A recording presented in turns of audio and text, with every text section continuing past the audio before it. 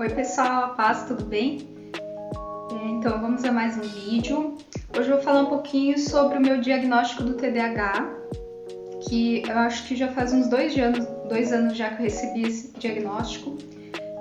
Eu fui falar com uma psiquiatra, né? Eu tava mexendo na internet, vi algumas pessoas falando sobre isso, pesquisei um pouquinho, falei, caramba, eu acho que eu tenho esse negócio. E aí fui procurar a psiquiatra, ela me fez várias perguntas, a gente conversou bastante, e ela falou que pela análise clínica, ou seja, pela análise dos sintomas, eu tinha, né? E na época ela me receitou um medicamento. Então, para eu não falar nenhuma baboseira, não falar nada errada, eu vou ler aqui o que está escrito na Associação Brasileira do Déficit de Atenção, né? Então, o que é o TDAH? Fala assim, que o transtorno do déficit de atenção com hiperatividade é um transtorno neurobiológico de causas genéticas que aparece na infância e frequentemente acompanha o indivíduo por toda a sua vida. Ele se caracteriza por sintomas de desatenção, inquietude e impulsividade, tá? Então, é um transtorno que existe mesmo e ele também é reconhecido pela Organização Mundial de Saúde. O que a Associação Brasileira fala também? Em adultos ocorrem problemas de desatenção para coisas do cotidiano e do trabalho, bem como a memória, são muito esquecidos. São inquietos, vivem mudando de uma coisa para outra e também são impulsivos. Eles têm dificuldade em avaliar o seu próprio comportamento e têm uma grande frequência de outros sintomas, outros problemas associados, tais como uso de drogas, álcool, ansiedade e depressão. Uma outra característica de quem tem TDAH é o hiperfoco, que é a capacidade de se concentrar em algo e permanecer horas hiperconcentrada em determinada atividade. Por esse motivo, parece até mais adequado usar o termo instabilidade de atenção ao invés de déficit de atenção. Estudos científicos mostram que portadores de TDAH têm alteração na região frontal e suas conexões com o resto do cérebro. Essa região é responsável pela inibição do comportamento, isto é, controlar ou inibir comportamentos inadequados, pela capacidade de prestar atenção, memória, autocontrole, organização e planejamento. Ainda segundo a Associação Brasileira, causas do TDAH: hereditariedade, substâncias ingeridas na gravidez como álcool e nicotina, sofrimento fetal, ou seja, mulheres que tiveram problemas ali durante o parto, exposição a chumbo, problemas familiares, podem agravar um quadro de TDAH, mas não causar. Bom, então são esses sintomas, esses são a causa, então realmente é algo que acontece, né? Não quer dizer que todo mundo que esqueceu algum dia alguma coisa, não quer dizer que realmente configura o TDAH, mas é uma condição do cérebro, uma condição de uma região específica do cérebro que realmente acaba afetando essas coisas ali que eu falei, né? Essa região do cérebro, ela é responsável pela atenção, memória, pela organização, pelo planejamento, pela motivação. Então, a pessoa com TDAH, ela tem uma dificuldade crônica nessas regiões. Por quê? Porque simplesmente o cérebro ali, ele não está funcionando daquela forma que deveria funcionar.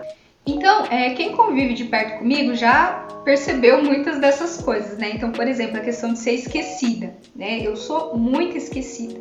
Não coisas assim a longo prazo, né? Eu lembro de matéria da escola, mas assim, coisas do dia a dia mesmo. Então, eu sempre tentei superar isso sendo bastante responsável.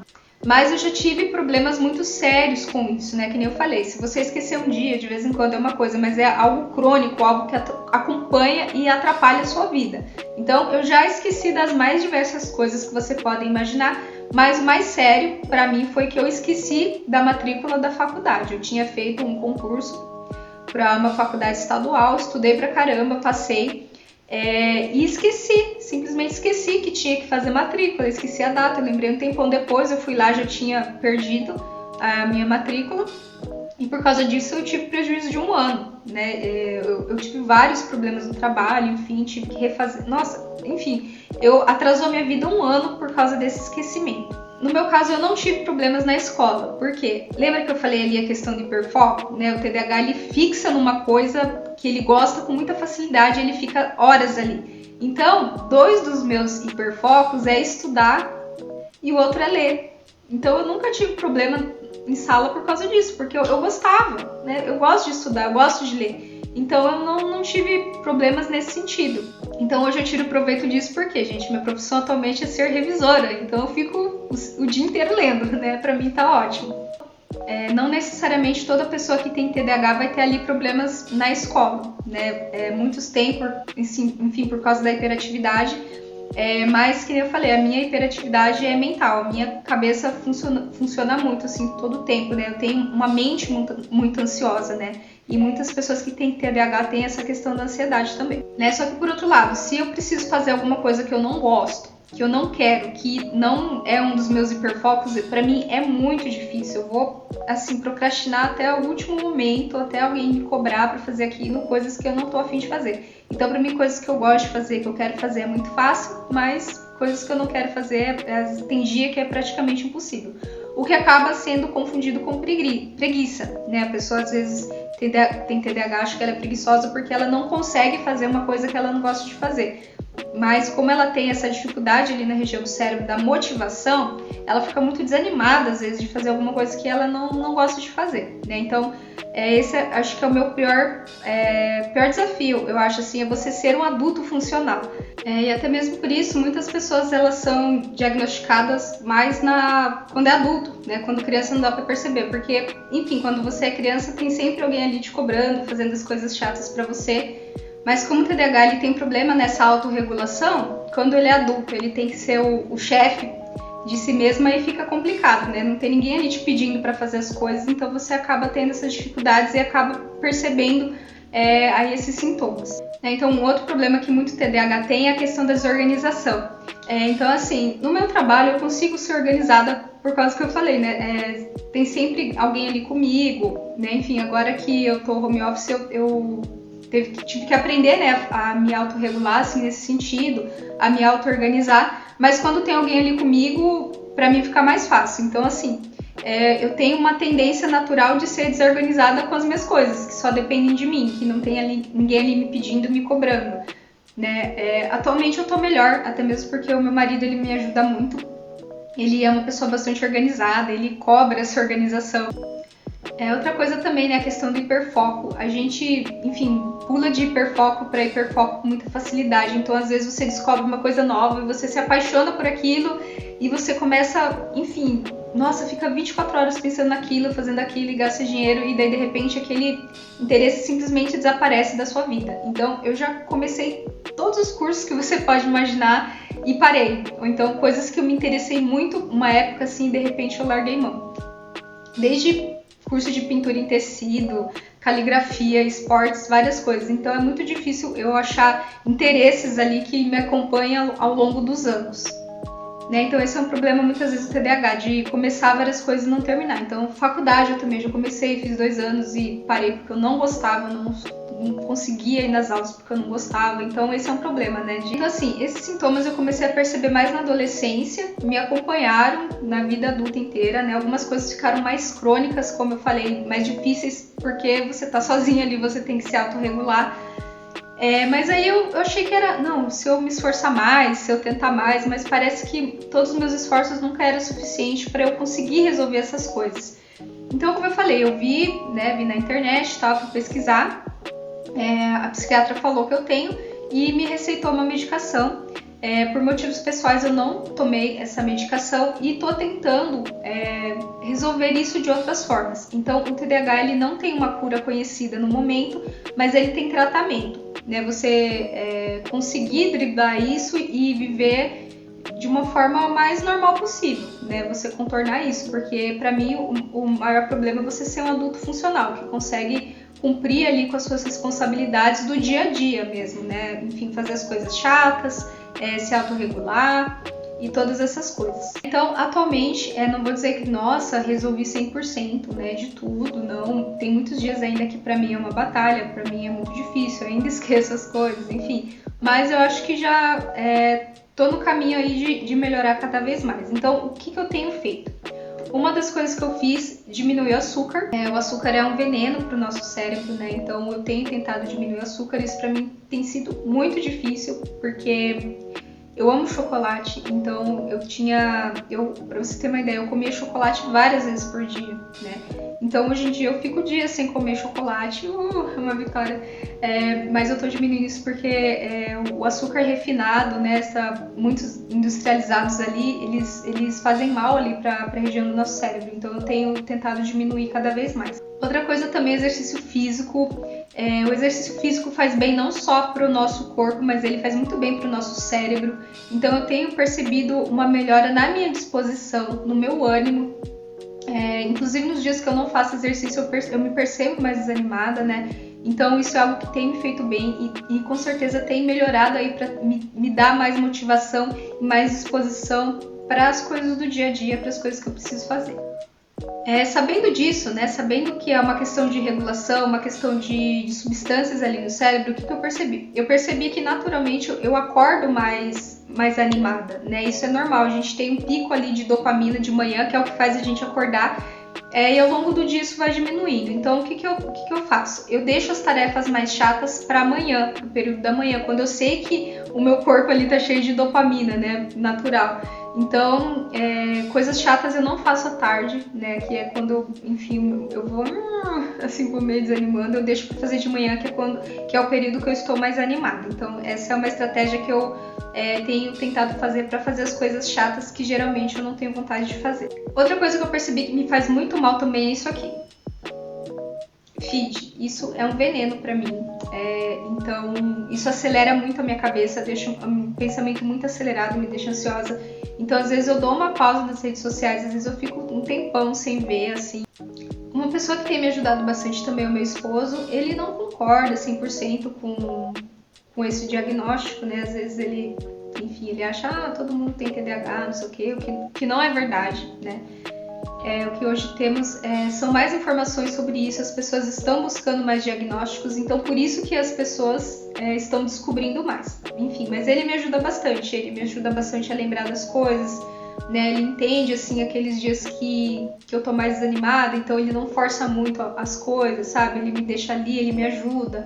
Eu falo, amor, hoje eu não consigo lavar a louça, você pode lavar a louça pra mim? Hoje eu não consigo. Ele vai lá, sabe? Então, às vezes tarefas chatas assim que eu não tô a fim de fazer, ele entende. Então ele tem sido muito compreensível e ele me ajuda bastante. Ele fala assim que ele é meu HD externo.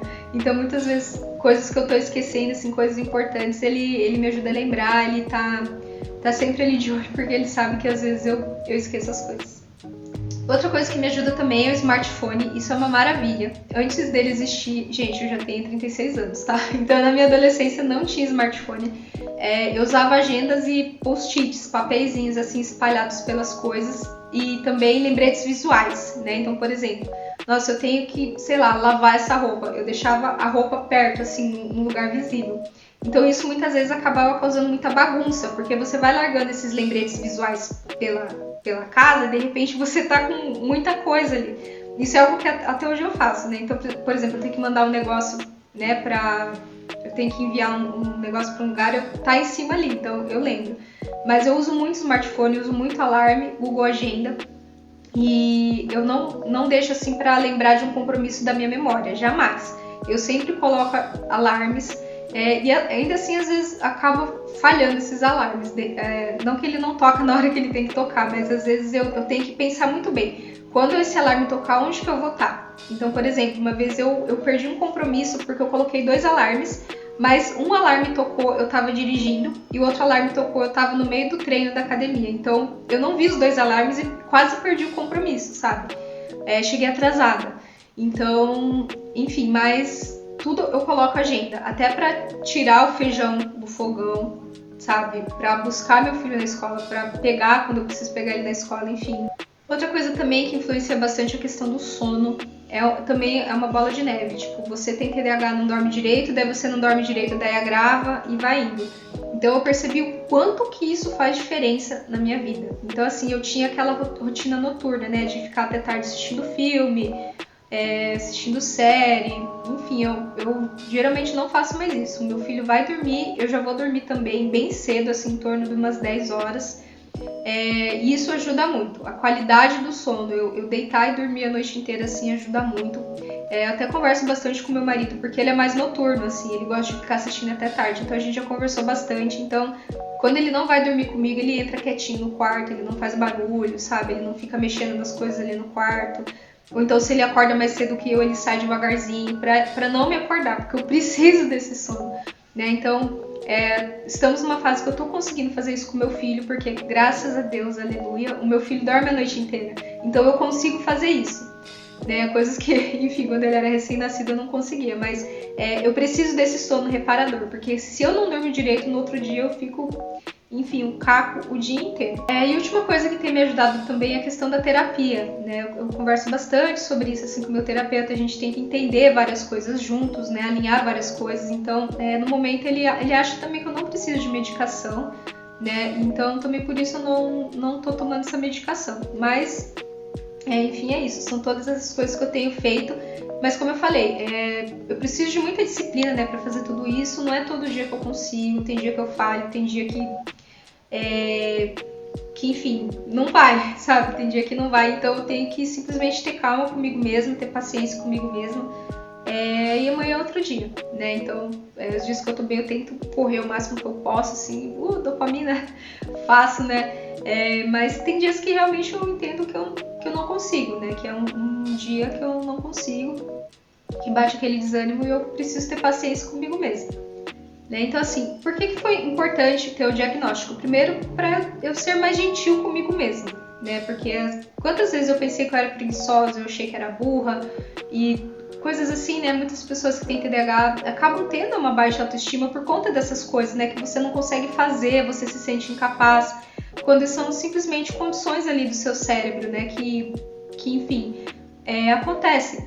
Então, quando eu falei as gavetinhas sendo abertas, então eu abri essa gavetinha ali, olhei o que tinha ali dentro e tudo fez sentido, né? Muita coisa fez sentido. Então, por exemplo, eu li ali em cima, né, sobre muitas pessoas que têm TDAH, também têm depressão, também têm ansiedade. Eu já tive tudo isso. E às vezes eu não entendia por que eu tava desanimada, porque eu não tava me sentindo deprimida. Tava tudo certo, eu não tava depressiva. Então, tudo fez sentido, né? Os meus esquecimentos, enfim, tantas coisas.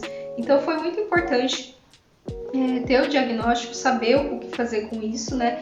E, enfim, se você assistiu esse vídeo, se você se identificou com algo do que eu falei, procura o diagnóstico também, né? É legal você saber, para você não ficar na dúvida, até para você saber as suas estratégias. Então, por exemplo, não adianta eu querer agir como se eu fosse neurotípica, porque eu não sou, né? Eu tenho dificuldades que o meu marido não tem, né? Eu tenho dificuldades que as outras pessoas não têm. Então, eu tenho que entender isso e utilizar das estratégias diferentes aí, saber o que eu preciso fazer, o que eu não preciso fazer para ter uma melhor qualidade de vida.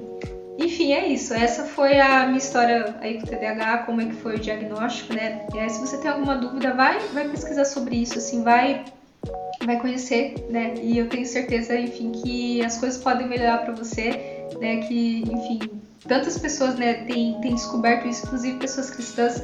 Então, eu creio que o diagnóstico não é uma sentença, né, de incapacidade. Tantas pessoas conseguem cumprir o chamado delas, mesmo tendo TDAH. Então, se você tem aí, talvez essa dificuldade, né, não quer dizer que não é possível, né? Não quer dizer que pronto, acabou, Deus não vai me usar, não tem nada a ver, né? Deus vai te usar do jeito que você é, Deus me usa do jeito que eu sou, com todos os meus defeitos, enfim, é muito ruim, então isso atrapalha mesmo, né? Mas é possível a gente viver com isso e a gente conseguir buscar uma qualidade de vida. Acho que eu já me estendi demais, é isso. Que Deus abençoe você e até a próxima. Tchau, tchau.